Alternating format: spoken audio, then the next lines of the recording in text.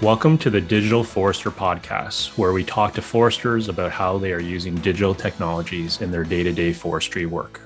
Hey, everybody, it's Kevin Lim from the Digital Forester Podcast. I just want to give you a heads up that we ran into a little Zoom recording glitch.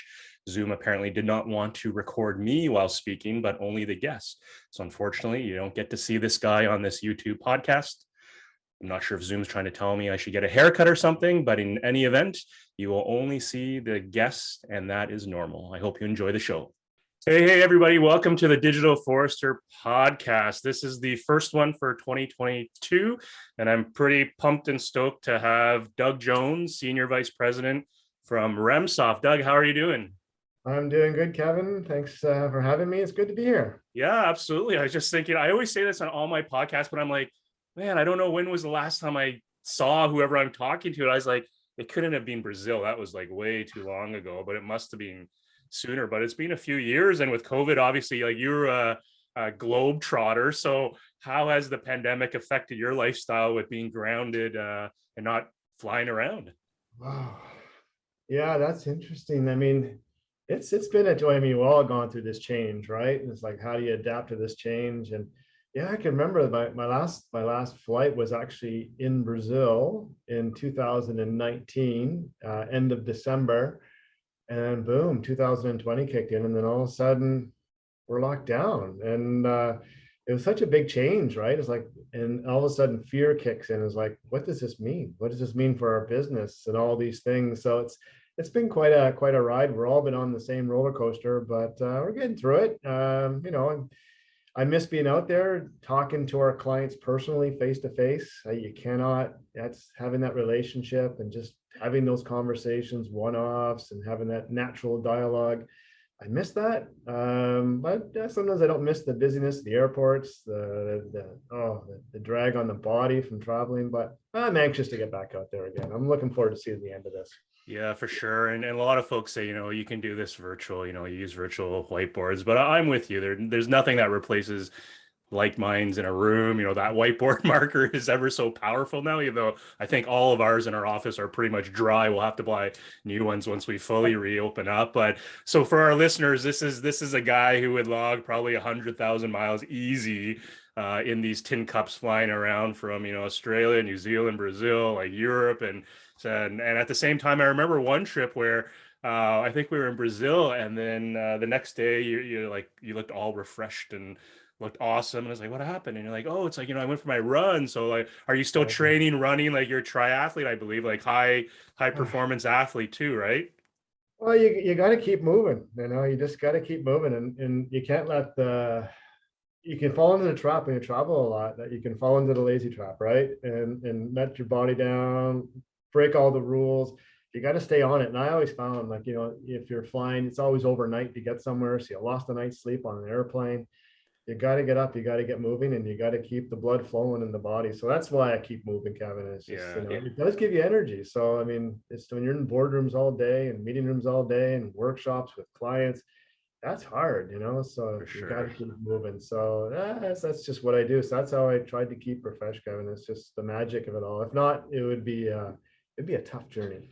Yeah, absolutely. I think you invited me on one run, and I was like, I think I'm gonna pass because I'll probably make it like 20 meters, see a Starbucks stop, wave you on, have a latte, and wait for you to actually come back per se.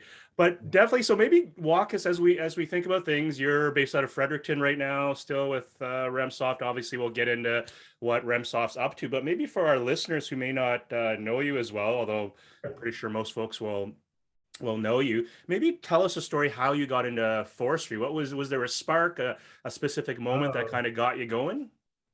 Oh, personally, yeah, that's a really long story. So I'll give you the real cool notes of it. But I grew up in a family of foresters. My father was a forester. He had worked all across the country. Two of my brothers are foresters. So we got dragged across this country, that being Canada, from the west coast to the east coast, back to the middle again. So I grew up in the trees. I grew up in the forestry world. And then when I went on to university, I was determined not to go into forestry. I just was not doing it. So I fought it. And of course, I was in Southern Ontario doing university, more urban. thinking business. That's where I was going. Something was gnawing at me as I kind of grew and matured. Is that something drew me back into forestry, and it was in my blood. It was in my veins. I love the industry. I love the trees. That's just who I am. So I stopped fighting it and say, okay, what is forestry? What am I going to do? And I was very interested in the analytics side of forestry. And that's when I went back and did my master's in forestry, kind of a late bloomer. I was probably late 20s when I went back, and just knowing that I needed to brush up and really learn. So the analytics side of things, the modeling, which, Remsoft is part of, that's what I was interested in. And I was lucky enough to find a nice home in Remsoft, and just being part of this great family and this great business for me. It's almost 20 years now, Kevin.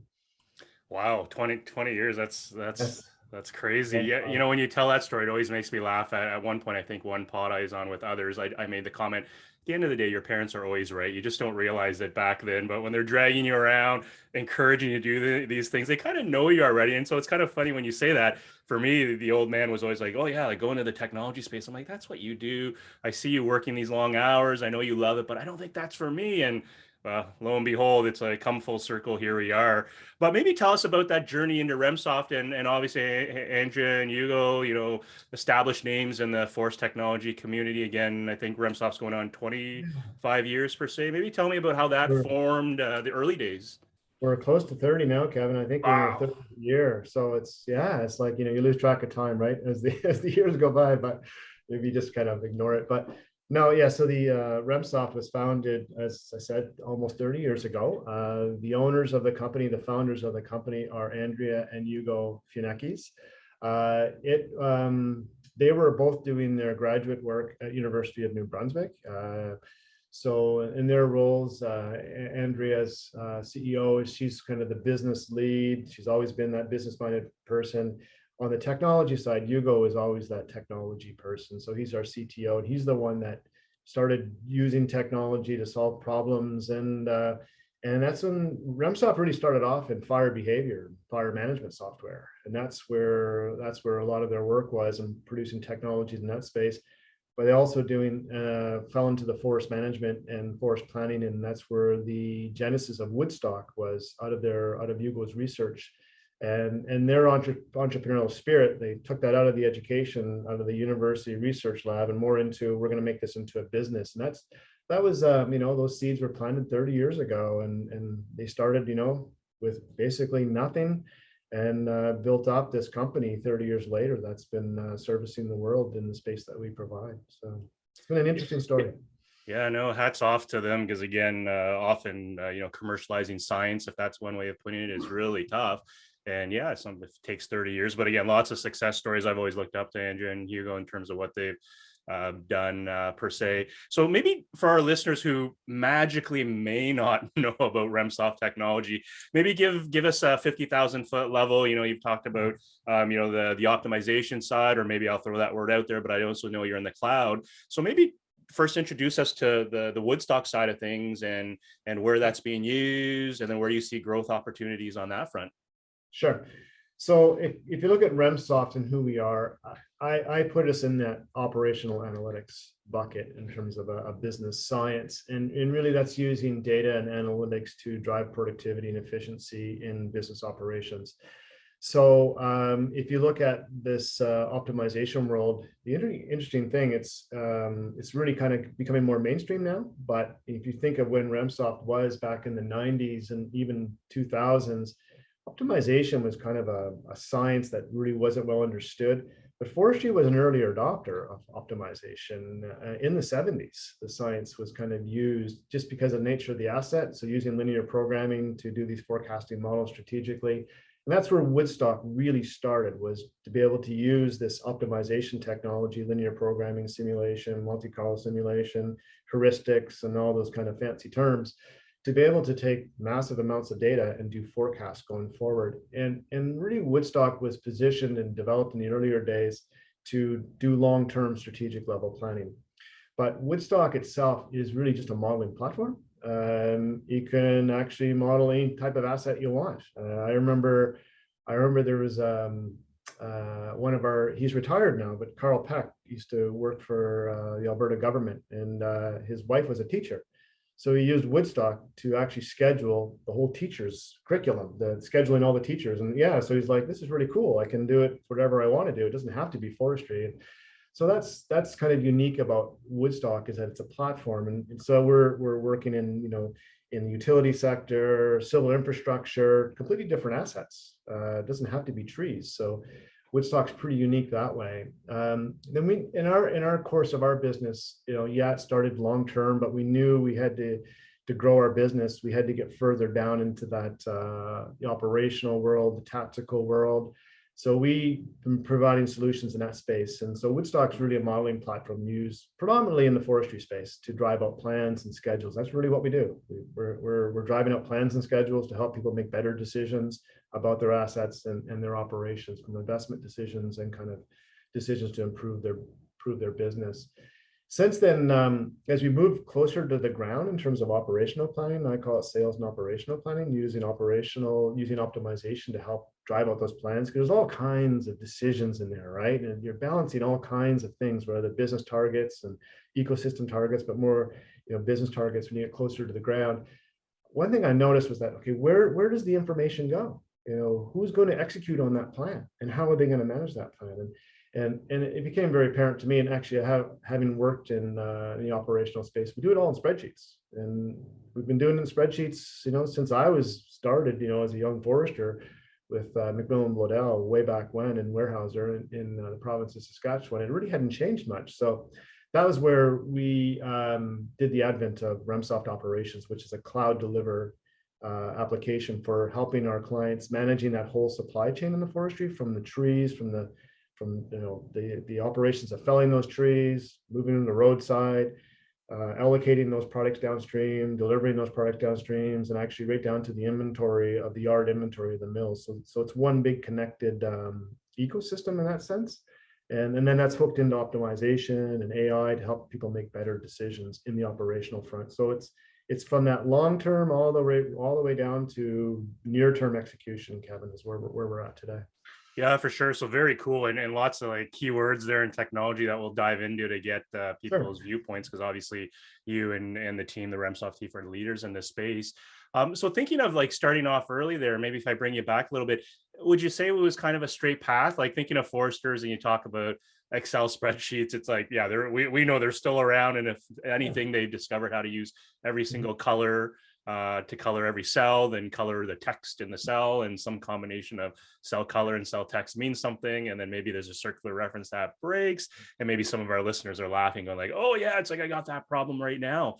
But when we think about technology dissemination or innovation, Remsoft has been leading that front. What are maybe some of the challenges? Are there patterns you've seen early with developing the optimization techniques, and then now going to the cloud, bringing AI into it? Have you seen any patterns in terms of, is it foresters' resistance? Well, I shouldn't say resistance to technology, but resistance to technology, slower adoption, because you're right, they were early adopters of a lot of things. I would argue they're kind of coming full circle as the forest industry, as early adopters of now newer technologies, which is kind of cool. But what are your thoughts on that? Do you think it was like, I'm assuming it wasn't smooth sailings, but was there anything you kind of learned that our listeners might benefit from going, yeah, it's like we're kind of stuck there, and I heard Doug say this, and yeah, that's going to kind of accelerate, and I want to follow up with Doug. What are your thoughts on that? Well, in terms of technology adoption, it was somewhat easier when we were, and it's probably a benefit to us as a company as we were able to grow globally, right? So we've been very fortunate. We're servicing customers all through North America, South America, Australia, New Zealand, Europe, South Africa, Russia. So we've been fortunate, but and part of that fortune, though, is that strategic planning, you're only dealing with a few folks they're specialized in this space. So it was an easier way to get adoptions, because you're only dealing with that few. Now, as soon as you get closer to the ground, you're dealing with an enterprise. You're dealing with lots of people who have lots of different business functions. It could be, the harvesting supervisor. It can be the wood flow manager. It can be those who are in sales. It could be procurement foresters, and you got the managers above them. So you got a big ecosystem of people now. So adoption of technologies that are more closer to the ground and actually helping your enterprise grow, that's a different game, because you have to get people to buy in that this is going to make a difference. And it's really hard to change. And spreadsheets, they're really effective. Everyone knows how to use it. And it kind of blows my mind sometimes when I've seen some of their spreadsheets in terms of how they're running their operations. And some of these spreadsheets are 30 years old, and they haven't changed much, and maybe a few adoptions here and there. So it's hard to change. But where I'm seeing some of the obstacles, and I think executives and even those who are using it, there's challenges with those spreadsheets. It's hard to share. It's not connected. You have different stories and errors in those spreadsheets. Different people having different using the spreadsheets for different purposes. So it's not an effective way to run a business, and we've had to change. We have to change going forward. So it's all connected in one system. So everyone's looking at one source of truth, and that's what we're seeing is kind of a digital transformation going that way. Now, it's not going to happen overnight. That change management is probably the most important thing for adoption. So change management can come from the vendors that bring consultants in, but at the end of the day, it has to be the corporation or the business that's going to adopt the technology and work on change management with their team. Because at the end of the day, those who are going to be using it, you can't force them to use something. That's just not going to work. They have to see a win. They have to see how it's going to make their life better, how it's going to improve their life. And it could be as simple, Kevin, simple things that it takes me 4 hours less a week to generate the reports that my manager needs. It means I can be home with my family rather than being in the office, till 8 o'clock at night, getting those reports ready for the Friday morning meeting. It's like that to me is a win. Can you measure that in dollars and return on investment? Not really, but tell you what, quality of life and happier people, that's a big deal. So there's a lot of things in there, but I'm seeing it's interesting in terms of uptake, in terms of how you're doing that. So it's a real collaborative process and working with your customers, and partnership is key. Yeah, for sure. Yeah, great thoughts there.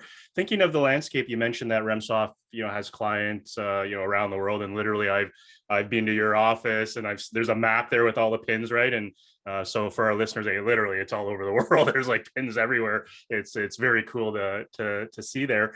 Geographically, as you guys are bringing the cloud side, the AI side, and thinking back to the Woodstock technology, obviously it's still alive, and you're still servicing and promoting it. Any patterns you see? I'm just curious, with Australasia versus Europe, Latin America, North America. Is there something over the years you find, whether it's a cultural thing or maybe it's just a technology readiness or maybe a risk appetite? Yeah. Anything you've seen on that front? Definitely technology readiness in a big way. This is a little story, that I've always heard. And you've known this from your business too, and anyone in the tech industry knows that you're gonna have to move to the cloud. It's not, and that's not doesn't mean that cloud is the perfect thing in the world, but in terms of having systems connect to each other through APIs, it has to be kind of so much cloud enabled. So we knew that, and so we invested in cloud technology, learning how do we build a cloud platform, and how do we build applications in the cloud. We did that investment 4 or 5 years ago, but talking to the customers, it's like, whoa, no way we're going in the cloud. We're not going near the cloud. It's all mostly around security, was the biggest thing that people were worried about. But all of a sudden, I don't remember when it was, but it just switched. It just said, if you're not cloud, I'm not talking to you. I was like, whoa, how did this happen? It was like overnight. So something happened in the thinking for a lot of folks that it's cloud or nothing. And it could have been more just because it's modern. Then IT groups are going, this is the only way we can operate in terms of making a connected IT ecosystem. And the other point was that I forgot now, but I think they just getting over the hurdle, that the security hurdle kind of got out of the way. And it's like, now this is where we have to go. And it's the only way to kind of really grow that business, because cloud allows you to centralize things, connect things, make things work together. Because one thing, in the technology scape is that, forestry needs a lot of things. there's a lot of technologies. There's not going to be a vendor who's going to provide everything. It's impossible. So it has to be an ecosystem of vendors that can talk to each other. And that's critical going forward. So that's where there's partnerships with your clients, but there has to be partnership with other vendors as well in terms of working to provide that value for the customer downstream. So cloud is probably the biggest thing that I've seen in the recent, and that's been important to our business in terms of how we move our technologies to the cloud. Now, it doesn't mean everything is going to be in the cloud. So if I go back to the modeling and the optimization world, some of that stuff will remain on-prem, and because it's a better place. It's more effective from using the technologies, and it's more effective from a cost perspective as well. So some things will stay on-prem, but it's how do you make the cloud and the prem kind of talk to each other as well, which is kind of a fun journey. Yeah, absolutely. And I don't think there's a right or wrong answer on prem or cloud. And I think the last market report I saw globally was probably about 50-50 split of folks being on prem or versus the cloud.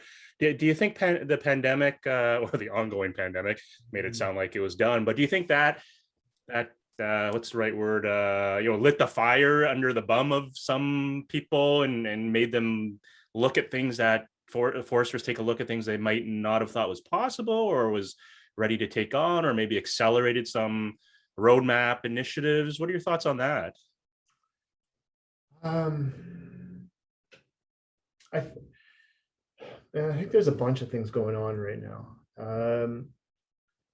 If you look at forestry in general, if you go into an organization somewhere, like a company somewhere, and if you look at the technology that's in place, a lot of it is quite legacy. It's 90s and 2000 technology. So really in the technology world, it's very old, extremely old, and it's all pinned together, in Band-Aids and pieces, and it's working. It's amazing, but it's going to break. And it's going to break going forward. So I think companies are stepping back, going, we've got a risk, and for us to move forward and grow and be competitive in the global marketplace, we have to get better from a technology perspective. But also driving that is that I'm seeing, and I'm, executives are reading about this, and I think that data is the future, right? So we can't ignore that, and so data is important. And making decisions based on data is going to be becoming more and more important in the future. So, I mean, there's all kinds of stories and insights in data. Even if we look at running our own business, Remsoft, small business, not a big business, but if we start taking what we talk, start doing what we preach, doing it for our business, we're going to learn things about our business as well by looking at the data and doing things from a data perspective. Now you take that to a bigger organization running really big supply chains in the forestry space, which is hugely complex, most complex supply chain to manage. Can't believe we do this, but foresters are amazing. There's so much information there in terms of where they can find efficiencies. And I think data is going to be king going forward in terms of how they use that in the analytics and the information. And that's going to drive efficiencies for their business going forward. Now, the biggest thing that I find in that journey is that, well, first of all, forestry is a little bit behind on the digital transformation compared to other industries. We are behind. Doesn't mean we can catch up quickly though, because technology, once you adopt it, you can be quick. But the biggest hurdle I'm seeing in terms of the adoption of digital and digital transformation is the data. And one thing that's kind of inherent in the forestry industry, there's very little standardization of data. Across geographies, definitely not. Even within current, similar geographies, it's not. Even within companies with different divisions, it's not. And we have to get past that, and we have to get more standardization and more structure with our data, because without it, it's hard to make that next leap. And if you think about, I'm going to bring in artificial intelligence into my business. Yeah, AI, probably mostly machine learning. It can do good things. It can actually drive good value, but a machine learning algorithm isn't going to work on unstructured data. It's going to have to be structured and standardized and consistent for you to start using technologies like that. So that's I'm kind of going off on a tangent now, but that's an area where I see forestry, we need to get more structure and consistency within the data, within the world, before we can start making big improvements. And but It's starting to come. It's recognized and it's starting to come. Yeah. No, I don't think you're going off tangent at all, Doug. It's like, in all honesty, like listening, having done a few of these pods and talking with you, like these are the things people actually want to hear, right? Like someone in your position as an executive and what you're seeing on landscape. So I think that's totally cool. So we're going to dovetail into the section more maybe on tech, because I'm a techie guy. So I actually always love learning as well. So come a couple, not rapid fire, but maybe questions, and then we'll kind of go broader into the future on what you're thinking, because I can guarantee a lot of folks are probably thinking, all right, he's got a few buzzwords there, and then just curious to see the direction you're thinking.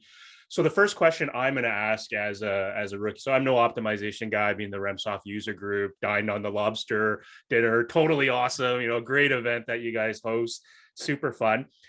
But I'm assuming optimization technologies, they're not all the same. You mentioned linear programming or LP.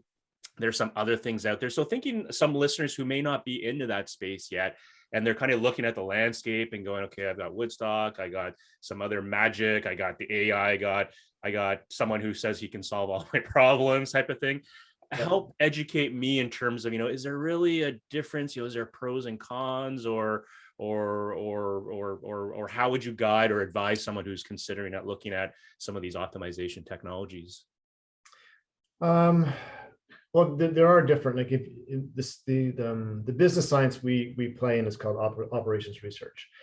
And operations research is really about using mathematics and using algorithms to solve problems, right? And there's lots of different techniques out there. Woodstock largely uses linear programming and mixed integer programming, so very deterministic type modeling.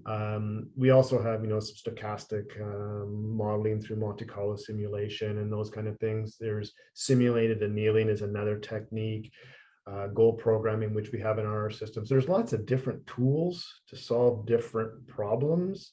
The end of the day, what really matters is really defining what is your business problem and having that business problem clearly defined, and then matching the right tools to actually determine how you want to solve that particular problem. And that's where, those folks who have experience and knowledge in these, these really, I won't say sophisticated, but specialized technologies, it's up to us to be able to fit it right and make sure it works. The other thing too, I would say, is that Remsoft has been very focused on innovation. So as we've grown in time, the problems have changed. You just can't keep taking the same tools. Well, we do lean heavily on linear programming, mixed integer programming to solve the tools, but we had to evolve those technologies to make sure we're following best practices, but also finding ways to solve these problems, because Kevin, these problems in the forestry space are really, really tough, like really tough, especially when you deal with a natural environment, right? So there's all these variables that foresters deal with every day that just aren't, like we don't even know what's in our warehouse. So like, man, you got a cutting unit, you don't even know what you're going to get out of it. And then you put nature on top of all that, and you got mills that need wood, and markets are really dynamic and it's fickle. Foresters have probably one of the toughest jobs in the world. So when you're putting a science against that, it's kind of a fun journey. That's part of the innovation game and making sure it works. What matters to me more than anything is that the technologies is not the focus. It's actually in the business and supporting the users who actually have to manage the supply chain. It gives them the tools to actually look at data and give them answers they wouldn't have thought otherwise. And then looking at that, analyzing that, and making decisions thereafter. So it's a decision support tool, right? It's not the answer. So long-winded answer there in terms of how to get to it, but there's different tools for different purposes, and it's on us to kind of make sure that we're bringing the right tools to the market that solve those problems. Yeah, no, it's a great focus, and I think a lot of times people lose sight of it. They just jump to the how or the technology versus spending the time to define what it is they're trying to do. So it's cool to hear that's how you guys tackle the challenges, and I agree with you. When we talk with other people outside of forestry, it's always like, oh, just look to transportation logistics, look to mining, look to they've already solved this. And I'm just like, I'd rather build a rocket to go to the moon than some days deal with the complexity of forestry, right? And even as we think with AI, machine learning, and vision, right? I know people have said, oh, it's so easy in forestry, we've done this in the warehouse. I'm like, yeah, what happens when it rains? What happens when it snows? What happens when it's minus 40, when it's plus 40, when there's a fire and smoke? And people are like, oh, like that doesn't happen too often, does it? I'm like, no, that's like you know, Every day. every day type of thing, right? And so it's kind of funny from that point of view. And often I kind of joke that foresters are almost like forestry is almost like healthcare. It's like it Yeah. just doesn't move that quick. And so despite all these people coming in and I'll say preaching these new technologies, there's a lack of understanding of how the business of forestry works at a fundamental level. So when we look at the cloud technology, maybe the side, the Remsoft operations side of things, maybe talk more about that. Obviously it's a cloud technology, but there's scheduling, you mentioned there's time to optimizations, but maybe if I role play, hi Doug, I'm the VP of such and such company. What do I need to know? Like, can I use this technology? Because, I got some stuff in Azure or AWS, I got some on-prem, my data's across 5 different offices and, X number of regions in different countries. Maybe for our listeners, like, how would you kind of bring me or warm me up to the point where I'm like, oh, I can actually do this. It's not so scary from a rollout or deployment point of view. Yeah, it's actually not in what I'm not a technology person, even though I've been working in a technology company for the last 20 years. I'm probably the most technology numb person out there. But in one of the things that when you go into the cloud, that always kind of what I don't understand is like, well, how do you get the data up there and how is it always refreshed all the time? And then you work with our dev team and our vice president of technology. It's like that stuff's easy. That's not a problem at all. So it's API technology. Anyone can learn that. Anyone can use that and employ that. So that's not the challenge. It's not the technology. The biggest challenge of adopting like Remsoft operations, which can be adopted by a very small operation or to a very big enterprise. So it can fit either way. It's the same purpose. It works the same way. It's more about sitting down and looking at what I've learned. It's the business process and mapping the business process to the technology and making sure that their process is going to be met by the technology and the technology can meet their process and finding where there's similarities. Now, the biggest thing I find is that now we're going to find gaps. It's inevitable. It's impossible for one technology to fit everything perfectly. There's going to be those gaps. And how do you manage those gaps? Can you let it go? Is it not that important? Or how do we kind of adjust or find ways that it kind of meets those gaps without having to do development? Because you don't want to do development because that gets costly, right? So those things, it's really mapping the business process and matching it to the technology. After that, the implementation stuff, it's pretty easy. It's not that difficult. Now, the biggest thing we find is, again, I'm going back to what we talked about earlier, is that still need access to that data. The data has to be organized and structured in a way that is consistent. So if I'm pulling from division A and from division B, you call it JP over there and you call it PG over there or PJ, that doesn't work in the data world. You got to have consistent names in there. So what we find is that actually you go through this, it's a process of implementing Remsoft operations. What happens is the organization becomes structured and consistent with their data. They find where they have errors in their data.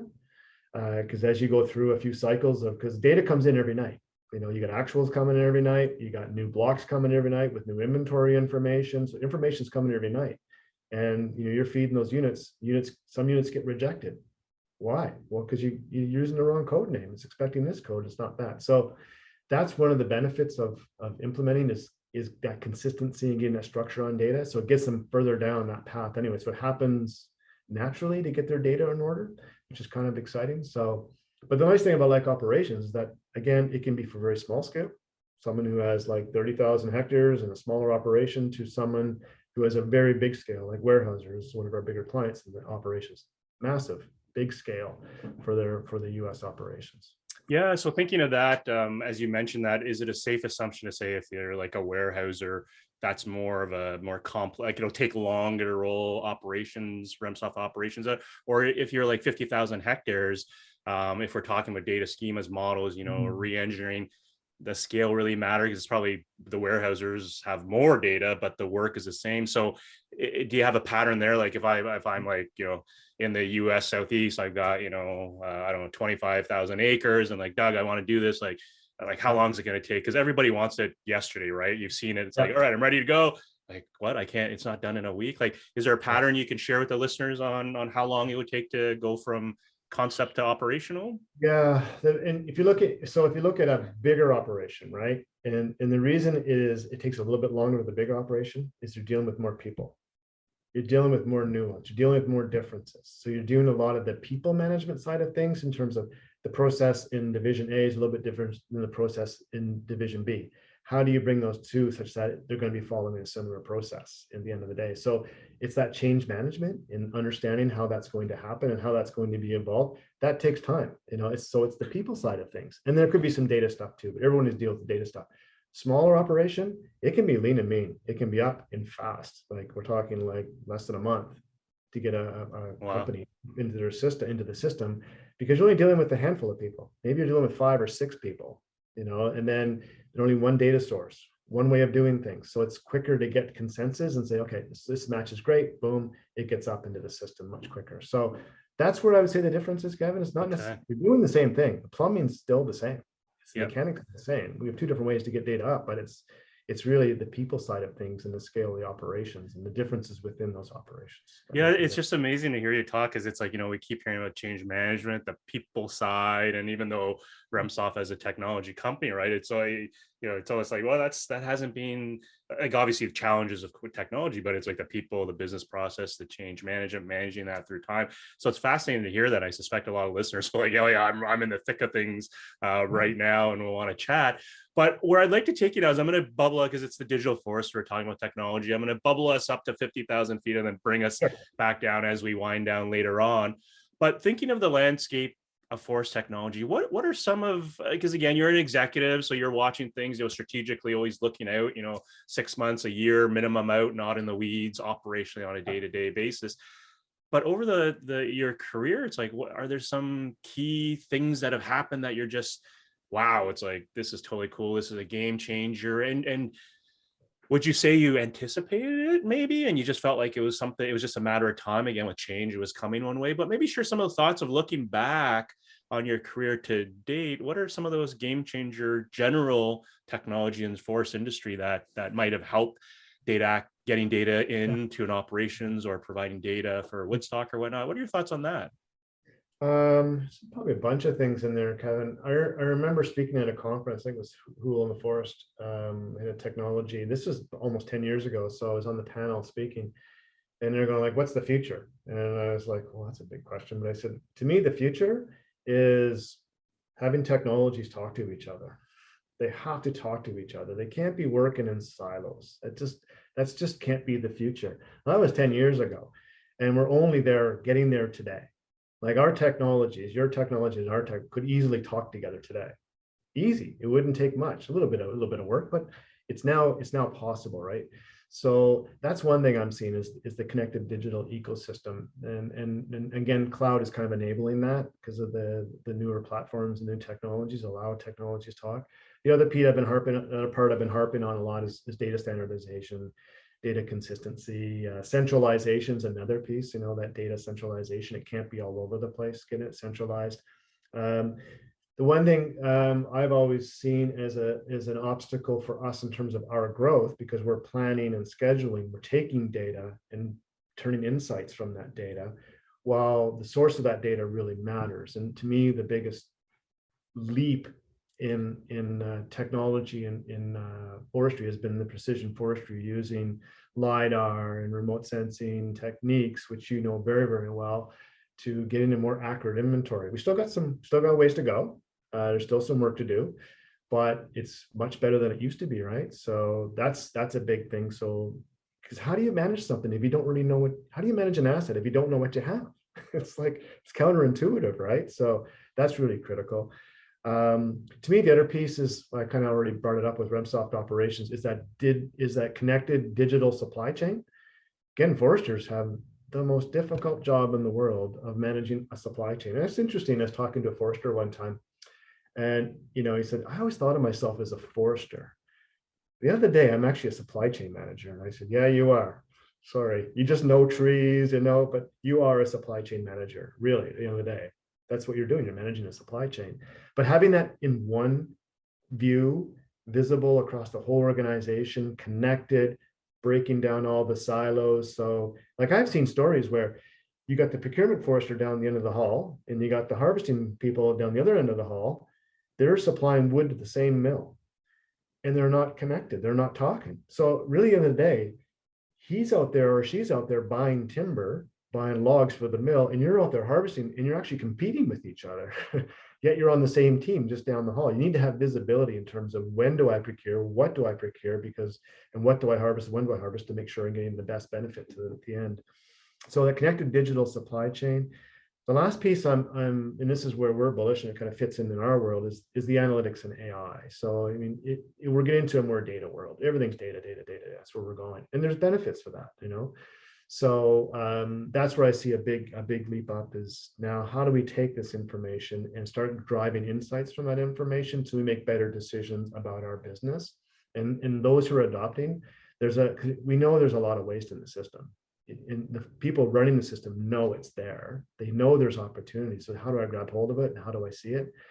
Well, you can't just go with gut anymore. It can't be intuition. You got to defend it. You got to see it. And data will tell you the stories. It'll tell you whether there's slop there or not, whether there's opportunities there or not. And I know with some of our customers, they're just going, didn't even see that. And there's like hundreds of $1,000s of savings just by that alone. It's like, we just didn't consider that before because it just wasn't in their brain, right? And we all do it. So those are some of the areas that I'm seeing in trends, but I'm definitely seeing that digital transformation it's grabbed hold. Everyone's talking about it now. They're trying to figure out, what does this really mean?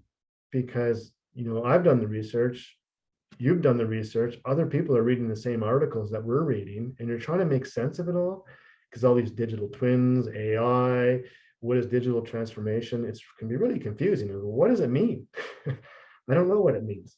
And this is where I find we've been helping a lot of our clients with, what does that mean? And so let's just step back. Let's just look at it, and let's just see how we can make a difference with technology, where we can help and where we can't help, or who else can help you, because we don't have all the answers either, right? So we quite often will recommend different vendors because that's their niche and they know that really, really well. So Yeah, it's helping companies understand what this journey is, because we're all in it together. absolutely. Absolutely. Well, that's the thing, when as you talk about the supply chains, like the connections here, there, and everywhere, like we're all connected one way or another, whether we like it or know about it. Share some thoughts in terms of right now as we look at forestry, not only from the climate tech space, but the carbon space and exchanges. You know, again, I think you're well suited in your seat to give some insights, because again, an operational forester may be reading about some stuff, but maybe I don't want to say not appreciating, or maybe not seeing those currents with a completely different pool of people, different pot of money, and then, you know, ESG and large corporations. You can tell I was talking to international people since I use corporates instead of corporations recently. But share your thoughts on that. What are you seeing with that world of carbon and climate tech and all these new players? Wow. It's interesting right now. I often say, like, I think to myself sometimes, you know, like, we're in the middle of a revolution, and a kind of a resource revolution, or definitely a forestry revolution. Things are changing because of all the things you just brought up. And I'm going to be interested, you know, when I'm old, and I'm getting old now, but when I'm, you know, retired and kind of looking back and just kind of where I'm at, say 10 years from now, what just happened? Because we're into something pretty dynamic right now. So, you know, of course, climate change is really rearing its head now, isn't it? Right? We're seeing it. And the green economy is really taking hold. So these were just buzzwords I found 10 years ago, or even 5 years ago. We're just talking about it. But now it's a very real thing now. And we're seeing it. And as you said, we're seeing new entrants now into this market space. So forestry, the little forestry industry, no one really paid attention to it. And it's getting a lot of attention right now from folks that don't know anything about trees, but, you know, they're going, wow, there's something going on here, and we need to get a hold of this. And there's a lot of speculation going on, buying land's scarce. You know, there's only so much of it. So they're getting into the game. So we're seeing a lot of things with the green building material. There's more demand right now there's going to be growing demand for fiber, for green materials. There's going to be the carbon sequestration and the carbon credit game going on. So people are going to be competing for that and looking for that. And maybe who knows what that means for the supply of roundwood to the market going forward. And you can't forget population growth. You know, I forget what they said, 2030, or doubling again or something. So there's a lot of people, and paper and wood products, they're needed. They provide a lot of things that people don't even know what they're providing. So the demand side is only going to go up in terms of what the forest is going to produce and what's going to be, the value is going to be driven from it. But on the same side, supply is going to be, is, is starting to be limited. Look at BC, biggest supplier of forest products, roundwood and lumber, and in the marketplace, one of the biggest suppliers. Look at what it's gone through in the last 10 years. Pine beetles wiped it out. Forest fires are going like crazy. What do they call it? Atmospheric river that just hit them, right? So havoc in supply chains. Look at the prices of lumber, and that's having havoc. That's not just a one-time event. It's just going to keep going, right? So supply is limited. There's only so much land to develop, so you're going to get more from the hectare. So it's going to be really interesting with all of these components coming through of what the forest or what the forest industry is going to be into the future. I don't have the answers, but wow, is it ever crazy right now and dynamic? Yeah. That's, like, where's it going? I don't know. The only thing I do know is that it means there's lots of things to consider, lots of things to look at, lots of trade-offs. To me, that's a good thing for us because that's where optimization fits in nicely, because there's trade-offs. It's Absolutely. great to help you figure out the path forward, right? So yeah, well, it's exciting times, right? And as we talked about earlier, given the complexity already in place, these are adding additional complexity that, yeah, absolutely. When you think about Remsoft technology, it's purpose built to reduce complexity and solve people's problems. So very, very cool. Yeah, it's for my position, it's like, it's really interesting to see like things take off. There's new entrants that we've never even heard of, right? And then with the markets, with the amount of as those folks say, the dry powder out there, getting ready to deploy, the money at play, it's quite staggering per se. But I've always said, with climate, whatever your faith, if we call it that, is, it's like, I don't really care. You're going to feel it in your wallet one way or another. And to your point, we're seeing that with the fires, and it's amazing to think some people I talk to BC, they've been there forever, they're thinking of moving, and I'm like, you're going to leave paradise? And they're like, dude, it's like, we've had forest fires, like, how many times the last few years? It's like, what are we breathing? It's like, we don't have great summers, and I'm like, never thought of it that way. And so maybe they're going eastward. It's so true, Kevin. And I was there like 4 years ago on a family vacation, mountain biking vacation, right? And all of a sudden fires were all around us. And I'm in southeastern BC, right? And I was like, holy smokes, we got diverted coming back home or driving through the Bow River Valley. You couldn't see the mountain smoke. And I was sitting there talking to my family, and I said, now imagine if you're coming from Europe right now and you saved, this is your dream vacation, and you came to BC and it's ruined because of fires. And that's happening every year now, right? So that's just a kind of an anecdotal story, but think what happens to the forest industry as well, right? And it's tough times. Yeah, it's like ripples outwards as things happen. So as we're looking to wind down a little bit, I'm going to ask a couple things and just to because I'm curious as well. And we had talked a little bit in the past. Remsoft did an acquisition. I believe, you correct me, it's Activity. Maybe talk to maybe tell our listeners about that, because I'm sure some of them watched. And then obviously there's a play happening here. And what's the thinking behind there? Because it's not necessarily forestry, but what can you share with the listeners? No, I mean, Remsoft's a big part of our agenda is growth. We believe in growth because it just keeps you on your toes. It keeps you moving forward. It keeps you innovating. Part of our growth was through this acquisition of a company called Activity. We like Activity a lot. They're in the space of MRO, which is maintenance repair operations. And what their technology and what their business is all about is optimizing parts in the manufacturing space. So making sure parts availability is there to make sure there's uptime, so there's never downtime in the manufacturing process, but also making sure that you're not carrying too much working capital. So you're optimizing the right part for the right time and reducing those costs. And that's been their space. We like them. And the reason we really we're liking about Activity is that they play in the same space. Their main sectors are mining and pulp and paper. And so we have a lot of similar clients in the pulp and paper side, but on the mining side, we like that because it's a land-based asset, and that's where Remsoft seems to really fit nicely, is land-based assets, resource-based assets. So mining is a nice fit. So, and the other part that's very akin to us is that they're using analytics. So they have a bunch of very proprietary algorithms and analytics to help drive the optimization of these parts.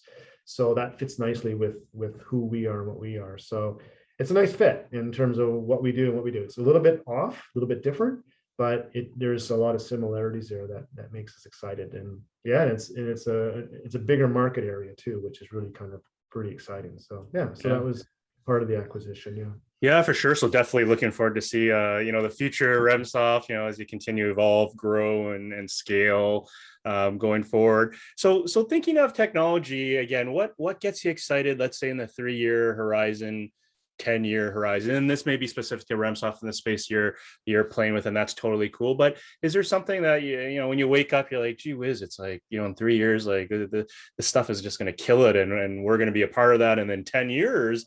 Is there even something out there that, I know 10 years is far, but again, as executives, you guys have very long horizons that you're always thinking out and playing different scenarios. But what gets you excited thinking of the future? Yeah, so there's a couple things there that I'm excited about. So I can only see 3 years out if I can do that. But one of the things that I really believe in is I'm calling it end-to-end connected planning, right? So it's what that really means is that you got folks driving out strategic plans, and then you got folks driving out tactical plans, and you got folks driving out operational plans. And again, like you got data in silos or business functions in silos, those planning levels can be in silos too. So great, I built out a strategy. This is awesome. Park it, and I go off and do something else. Well, how do you know you're actually doing what you said you're going to do? Are you going down the right path or not? So having all of those different planning levels connected such that the information can flow up and down, to me is a big piece of where that is going to be, and I see that as critical across all of industry in terms of in the forestry space. We do have clients today that can actually move from operations right to tactical and strategic and back and forth. Nice. Which is really cool when you see it happening and you see the benefits, right? So something changes big, they can roll up and run a big strategic plan and roll back down if they have to, right? So so that's one space at the end to end. Then if we extend on that, I just, the Internet of Things, right? So I see the information coming into one central data hub, and it's just fed out to everybody for different purposes. And for us, it's the planning and scheduling. So all of that information can flow in, and it's there in terms of, like in Remsoft operations, actuals coming in off the machine heads, actuals coming off the forwarders, actuals coming off of the trucks, so the delivery. So actuals are just flowing in against the plans, and they can see everything in real time in terms of what's happening with my operations today. And then using that information for better predictability through AI and machine learning. And that's where we're spending a lot of time right now in R&D, is how do we farm that information and serve up insights, not as a project, but as the people running the supply chain. They can hit a button and go, and here's some insights, and here's helping to make a better decision. Like your inventory said was this, it's probably going to be this based on historical knowledge. So it's that space, Kevin, that I'm excited about, is connected planning and bringing in all that information to help people make better decisions in one ecosystem. It doesn't mean it's all Remsoft. It's working with partners to kind of bring it all together. Yeah, very, very cool. Very, very cool. Yeah. So hopefully our listeners, you enjoyed this. As I said, I feel privileged being able to grab your time. So as we look to close, like I always ask fun questions. Like a lot of people are like, where's this coming? It's from left field. And part of it, you may not have an answer, but it's more fun. So Microsoft recently, just the other day, acquired Activision in the gaming. So buzzword, metaverse, does that excite you, or does it, in the context of forestry, do you care, or it's too early, you're still figuring out what it means? Too early. I can't give you any feedback on that one, Kevin. I'd probably look to you to give me more feedback on that one. Well, this is where it's like, whenever I ask the question, then we're into the fungible tokens and crypto. Any thoughts on, because everybody's, thinking about this world right now. Any thoughts from your side and what it means to Remsoft? It's one, well, it's interesting. I mean, I see technology has to get easier, simpler, and fun to use. I look at the people that are coming, like who's behind us, right? So I'm an old guy now, but who's coming behind me? And how they use and interact with technology is very different today than we were, or what I am today. So it's how do you build and deliver technologies that bring value to an organization, but it's also matching the different users coming behind. And it's funny you said like that gaming aspect of it, that might have to be a part of it. A lot more gaming going on. So it has that kind of feel and use of technologies. I don't know what that means yet, but I see that as kind of playing a game, because I keep thinking like, boy, oh boy, there's a different cohort coming and they have different expectations, and they're, it's different. So we better make sure we're getting ready for the next generation of users. They're going to be the next generation of foresters and who they are and what they are. So Absolutely. it's not your old grandma anymore. It's the old Doug anymore. We're not the same anymore, right? Yeah, well, even I feel the age and the bones creeping up on this guy as well. So thinking of people who want to learn more, I know Remsoft has the Remsoft Intelligence newsletter that's going out, and you guys are active in social. But for our listeners who are like, man, I love listening to Doug, I want to get more information about Remsoft, Woodstock operations, or even just to chat with you, what's the best way for them to get a hold of you? LinkedIn, Facebook, email? What do you think? Definitely through all those avenues, Kevin. We got them all plugged in. So LinkedIn is Remsoft LinkedIn site. Website has all kinds of content and information, ability to contact us, reach out via email, doug.jones@remsoft.com. So all of those typical. The only thing, I guess, I'm not a big person is Facebook, but we are on Facebook too. So it's all there, Kevin. So no, we'd love to hear from you. And it's more about just understanding people's journey and where they're going. Because it's like, right? It's like you can only innovate until you know what's going on and what's happening out there. So the more conversations we have, it's more interesting. Yeah. For We're all in the sure. same journey. Absolutely. So there you go, listeners. So if you need to get a hold of doug.jones@remsoft.com. Again, you don't have to go on the Google, try and figure out how to get a hold of this guy. Definitely encourage you to reach out. The guy I've known for years, love chatting with you all the time. So, hey man, really appreciate you carving out time. I know you're a busy exec, for carving out for us little people in the digital forester to share your thoughts. But thanks so much. I'll give you the closing words. Look, Kevin, we're all in this together, and my closing words is, hey, I love this blog series that you're doing. I love that it's kind of more just laissez-faire, sitting back. I appreciate the opportunity to have this conversation.